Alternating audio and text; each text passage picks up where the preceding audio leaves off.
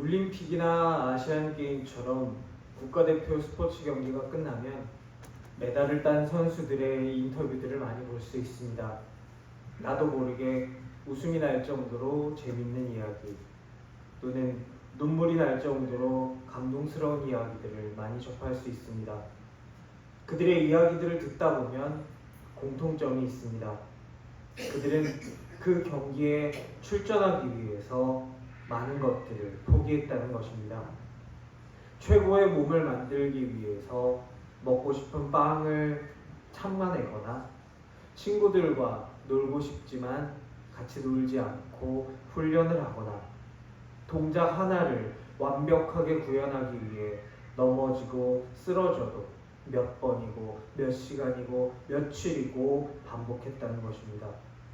멍이 들고 온몸의 근육이 찢어질 것 같은 그 고통 속에서 그들이 그렇게까지 할 수 있었던 이유는 자기가 포기했던 빵보다 즐거운 시간보다 조금의 쉼보다 자기가 추구하는 가치, 내가 우리나라의 대표로 그 경기의 자리에서 도전할 수 있다라는 것이 더 가치 있고 기쁘다고 믿었기 때문입니다. 오늘 우리에게 주시는 말씀 역시 이러한 가치와 기쁨에 대해서 말하고 있습니다. 우리 삶에는 여러 종류의 기쁨이 있습니다. 이것은 우리가 추구하는 행복이나 쾌락과는 또 다른 성질일 것입니다. 오늘 말씀 44절은 기뻐하며 라고 기록하고 있습니다. 그 당시에는 은행이 있지도 않았고 전란이 잦았기 때문에 보물을 땅을 파고 거기다 묻어두는 일이 흔했다고 합니다. 급하게 묻고 피난을 가느라 가족들에게 어디에 묻었는지 말하지도 못했는데 사고를 당해 돌아오지 못한 경우도 있었습니다. 6.25 전쟁 때의 기록들을 보면 은행이 있었던 때임에도 불구하고 급하게 피난을 가느라 어디 과수원 나무 밑에 금은 폐물을 다 묻어두고 왔다라는 기록들을 찾아볼 수 있습니다. 44절에 등장하는 이 사람은 우연하게 밭에서 이렇게 땅에 묻힌 보화를 발견합니다. 그리고 기뻐하면서 돌아가서 자기가 가진 것을 다 팔아서 그 밭을 삽니다. 당연히 윤리적인 문제나 법적인 문제가 있을 수 있습니다. 하지만 여기 비유에서 말씀하고자 하는 주제는 그것이 아니기 때문에 여기서는 잠시 넘어갑니다. 44절에 등장하는 주인공에게 찾아온 것은 예기치 못한 기쁨입니다. 이 사람은 이 보화를 발견하기 위해 그 밭에 나가지 않았습니다. 그저 우연하게 발견했을 뿐입니다. 이 우연한 발견에 그는 기뻐합니다. 우리에게 있어서 천국은 이렇게 예기치 못한 기쁨으로 찾아오기도 합니다. 양치기 소년 다윗에게 찾아온 기쁨도 그러했습니다. 소년 다윗은 아버지나 다른 가족들에게 그렇게 귀하게 여김받는 존재가 아니었습니다. 오죽했으면 사무엘상 16장에서 선지자 사무엘이 집에 왔는데 그래서 다른 형들은 다 집으로 돌아오라고 부름을 받았는데 다윗은 집에 들어오지 말고 그냥 가서 양이나 치고 있어라 라고 할 정도였습니다. 그런 다윗이 예기치 못하게 기름 부음을 받습니다. 이것이 의미하는 것은 다윗이 계속 양치기로 천대받으면서 살지 않아도 된다는 것입니다. 단순히 천대받는 자리에서만 벗어나는 것이 아니라 이 나라의 왕이 된다는 것입니다. 다윗은 양치기로 지내는 동안 하나님과 동행했지만 단 한 번도 내가 요셉처럼 총리가 되게 해주세요라고 기도하지 않았습니다. 기름 부음 받은 것은 그가 생각해보지도 못했던 일이었습니다. 그래서 그는 더 이상 천대받고 잊혀진 아이가 아니게 되었습니다. 그는 이제 하나님께서 주목하여 보시는 아이가 되었습니다. 이 예기치 못한 기쁨은 소년 다윗의 삶을 완전히 바꾸어 놓게 됩니다. 우리가 보았던 에스더서에서 불임절을 누리는 유다인들의 기쁨도 이러했습니다. 왕궁에서 벌어지고 있는 일을 일반인들이 다 알 수가 있을 리 없습니다. 그저 왕의 명령을 보고 우리는 이제 다 죽었나 보다 하면서 떨고 있어야 했습니다. 그랬던 그들의 인생이 갑자기 역전되었습니다. 하만의 계략으로 절망에 빠져서 죽을 날만 기다렸던 그들에게 새로운 삶이 주어집니다. 원수들에게 죽임당할까 근심하며 숨어다니던 그들이 원수들을 진멸합니다. 슬픔과 애통이 기쁨이 되고 그들의 삶이 극적으로 전환됩니다. 미리 예측할 수 없었고 갑자기 주어진 구원과 해방이 그들을 그 어떤 무엇과 비교할 수 없을 정도로 기쁘게 만듭니다. 우리에게 찾아온 예기치 못한 기쁨, 천국이 이러합니다. 그것이 무엇인지도 모르고 그래서 우리가 그것을 찾아 길을 나서기도 전에 하나님이 우리에게 그 천국을 선물로 주셨습니다. 우리가 할 일은 그것을 알아보고 기쁨으로 받는 것입니다. 우리에게 선물로 주어진 천국을 큰 기쁨으로 맞는 저와 여러분 되실 수 있기를 축원합니다. 아멘.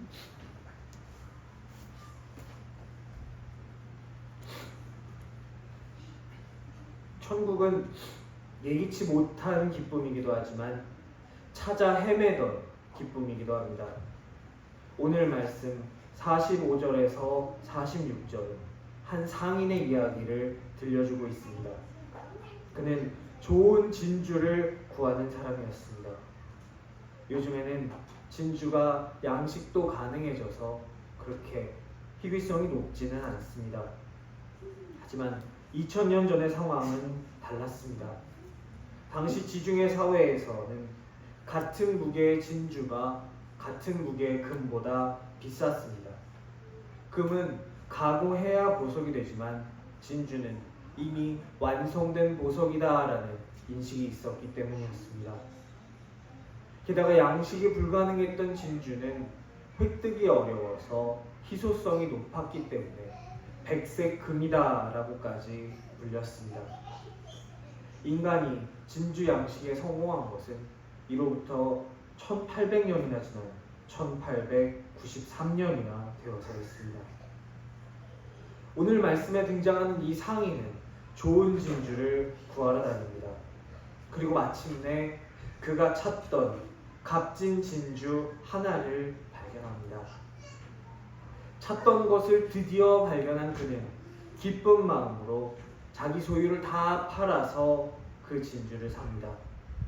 천국은 이 진주를 구하는 사람과 같습니다. 내가 사는 이유는 무엇인가? 내가 죽은 다음에는 무엇이 있는가? 어떤 것이 참된 것인가를 찾아 헤매는 사람입니다. 그 누구도 명쾌하게 답을 주지 못했던 그 진리를 찾는 이 사람에게 다가왔던 천국은 그 무엇과도 비교할 수 없는 기쁨입니다. 마태복음을 처음으로 받아들여서 읽고 있는, 그것을 듣고 있는 마태교회의 사람들이 바로 이러한 기쁨을 누리던 사람들이었습니다. 마태교회에는 유대인들이 있었습니다. 이들은 태어나면서부터 그들을 둘러싸고 있는 유대교의 틀 안에서 살았습니다. 유대교는 그들에게 구약의 말씀을 주었지만 예수 그리스도에 대해서는 말해주지 않았습니다. 유대교의 한계에 가로막혀서 진리에 목말라 하던 그들에게 마태가 예수를 전합니다. 세일이라는 틀에 막혀서 나에게 레위라는 이름을 주신 나의 부모님과도 끊어지고 매국노가 되어 나의 어릴 적 친구와도 사회와도 끊어져서 오직 돈만 바라보며 살던 나의 인생을 뒤집어 놓으셨던 예수 그리스도. 마태는 그분을 사람들에게 전합니다. 진리에 목말라 하던 유대인들에게 그 안에서 생수의 강이 터져 나옵니다. 구약은 진주와도 같은 보석입니다. 버릴 수 없는 소중한 하나님의 말씀입니다.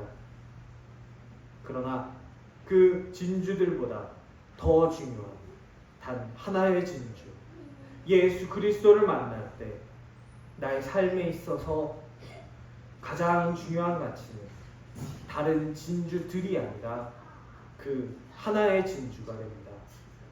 지금은 비록 겨자씨처럼 작지만, 누룩처럼 아주 보잘것없이 작지만, 그것은 마태교회에서 예수 그리스도를 구주로 영접한 사람들에게 있어 가장 큰 나무가 될 것입니다. 마태교회에는 이방인들도 있었습니다. 그리스 로마 세계에 살던 이방인들의 세계관은 그리스 로마 신들이 지배하고 있었습니다. 인간의 헌금과 숭배와 관심을 받고 살면서 제물을 바치는 대가로 무엇인가를 제공해주는 신들이 그리스 로마의 신들이었습니다. 그들은 인간들이 자신을 숭배하기만 하면 인간들이 어떻게 살건 관심이 없었습니다. 내 이웃을 내 몸과 같이 사랑하라. 내가 받고자 하는 대로 남에게 해주어라 같은 그런 가르침은 전혀 없었습니다. 신이 인간같이 행동하고 인간도 안 할 더한 짓을 하면서 가진 자들에게, 자기에게 헌금하는 자들에게 편만 되어주는 그런 신들 앞에서 이방인 교인들은 참된 진리를 찾아 헤맸습니다. 그러다가 마태교회에 도착하게 됩니다. 거기서 예수 그리스도를 만나게 됩니다. 그들이 그렇게 찾아 헤매던 진리를 만나게 됩니다. 마치 오늘 말씀에 등장하는 상인이 찾아 헤매던 진주를 발견한 것처럼 말입니다. 그들은 예수 안에서 기쁨을 발견합니다. 우리도 마태 교인들처럼 천국을 찾는 사람 될 수 있기를 기도합니다. 그래서 마침내 천국을 발견하여 기뻐하는 사람 될 수 있기를 축원합니다. 오늘 말씀에서 천국을 발견한 기쁨은 예기치 못한 기쁨과 찾아 헤매던 기쁨입니다. 이 두 기쁨 사이에는 어떤 것이 더 우월하고 어떤 것이 덜 우월하고의 차이는 없습니다. 우리에게는 두 기쁨이 모두 필요합니다. 그래서 오늘 말씀은 반복되는 것 같은 이야기가 두 번에 걸쳐서 등장한 것입니다. 교회 안에는 우연히 기쁨을 발견한 사람도 있고 찾아 헤매다가 발견한 사람도 있습니다. 그 두 기쁨은 동일합니다. 어떤 것 하나만 고집할 필요가 없습니다. 왜냐하면 우리에게는 이 두 기쁨이 모두 필요하기 때문입니다. 예기치 못한 기쁨은 나에게 새로운 삶의 방향을 제시하면서 지쳐 쓰러져 있는 나를 다시 일으켜 세웁니다. 찾아 헤매던 기쁨은 무엇과도 비교할 수 없는 가치를 나에게 가르쳐 줍니다. 내가 더 이상 진리에 대한 목마름으로 여기저기 헤매도 되지 않게 도와줍니다. 이 두 가지 기쁨은 한 번의 기쁨으로 그치지 않아야 합니다. 예기치 못한 기쁨을 받고 그 기쁨이 가르쳐주는 대로 천국을 따라가다가 또 다른 기쁨을 발견할 수 있습니다. 찾아 헤매다가 기쁨을 얻었는데 예기치 못한 기쁨이 나에게 또 주어질 수 있습니다. 무조건 예기치 못한 기쁨만 기다리는 사람은 감나무 아래에서 감이 떨어지기를 원하는 사람과 같습니다. 기다리다가 배고파 죽습니다.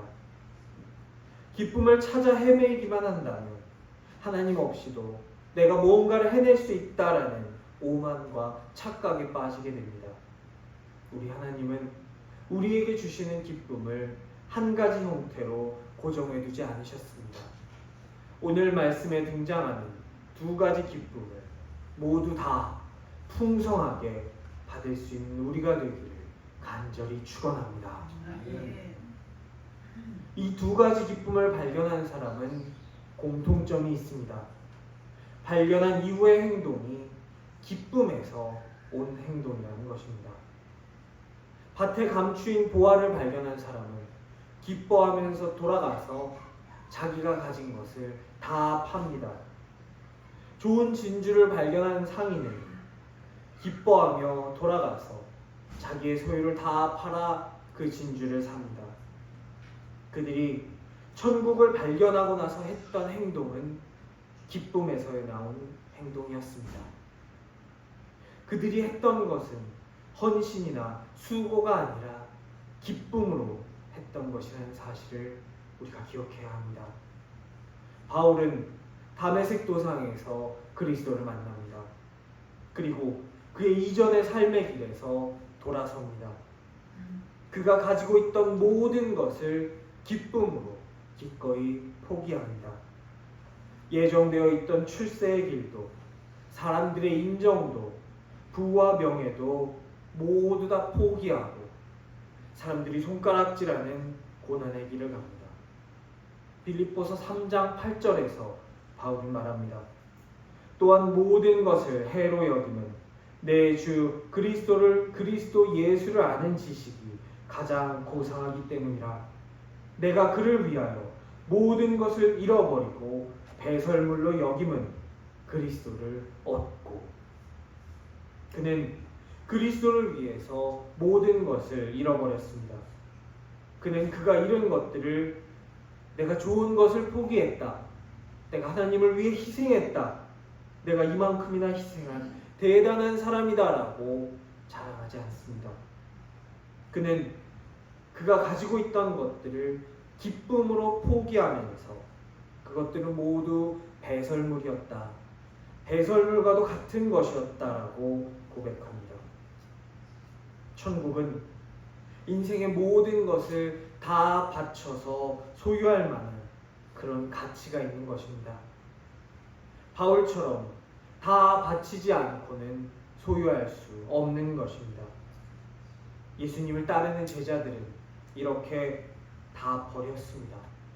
그리고 그것들을 한 번도 아깝다라고 생각하지 않았습니다.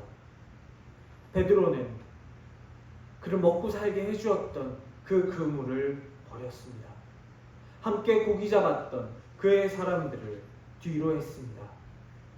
마태는 그의 세리의 자리를 버렸습니다.